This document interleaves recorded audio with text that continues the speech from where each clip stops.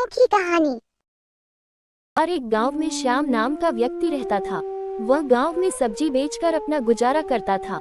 उसके पास सब्जी बेचने के लिए एक साइकिल थी। वह साइकिल पर सुबह सुबह पीछे बांधकर सब्जी बेचता था। गांव का हर एक घर उससे सब्जी लेता था। श्याम की सब प्रशंसा करते थे। श्याम हर रोज सुबह सुबह साइकिल पर सब्जी लेकर आता और जोर से आवाज लगाता, आलू ले लो, गोभी ले लो, मटर ले लो, टमाटर ले लो। सभी लोग घर से बाहर निकल आते और अपनी मनपसंद की सब्जियां लेते और खुश हो जाते। गांव बहुत ही बड़ा था, लेकिन श्याम बहुत मेहनत करता था और पूरे गांव में सब्जियां बेचता था। एक दिन हर रोज की तरह श्याम ने सब्जियां बेचने के लिए अपनी साइकिल पर सब्जियां बांधी और साइकिल पर बेचने के लिए निकल पड़ा। श्याम बड़े मजे से रास्ते में गाना गाते हुए जा रहा था। कुछ देर बाद वह गाँव में पहुँच जाता है और जोर से बोलता है, आलू ले लो, गोभी ले लो, मटर ले लो, टमाटर ले लो।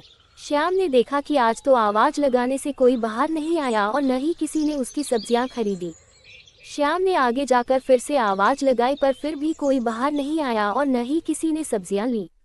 श्याम बहुत परेशान हो गया। श्याम साइकिल पेड़ के नीचे खड़ी करके वहीं पर बैठ गया।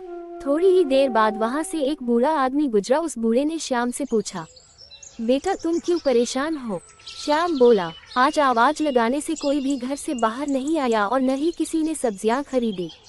बूढ़े आदमी ने कहा, बेटा तुम्हारी सब्जियां आज इसलिए नहीं बिकी क्योंकि एक बूढ़ी औरत ने सुबह सुबह आकर सब्जियां बेच दी।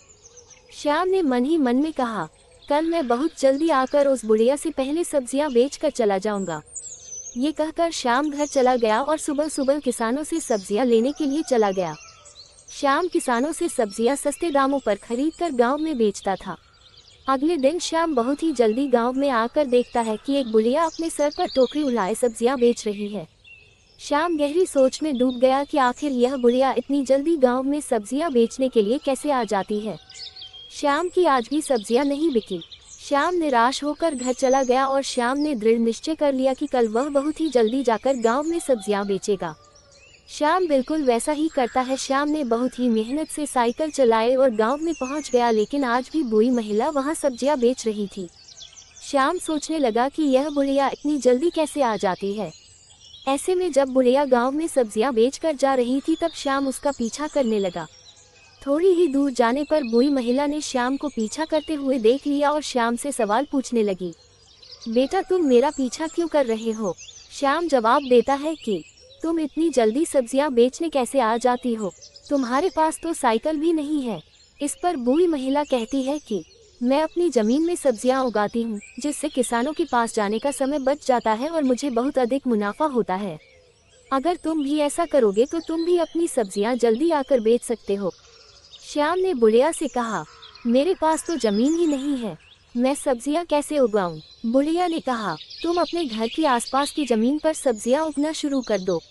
श्याम ने बिल्कुल वैसा ही किया। वह अपने घर के आसपास की जमीन पर सब्जियां उगाए। कुछ समय बाद सब्जियां बहुत ही अच्छी हुई। श्याम उन्हें बेचने के लिए गांव में चला गया। जल्दी आने के कारण उसकी सारी सब्जियां बिक गई और बहुत ही अच्छा मुनाफा हुआ।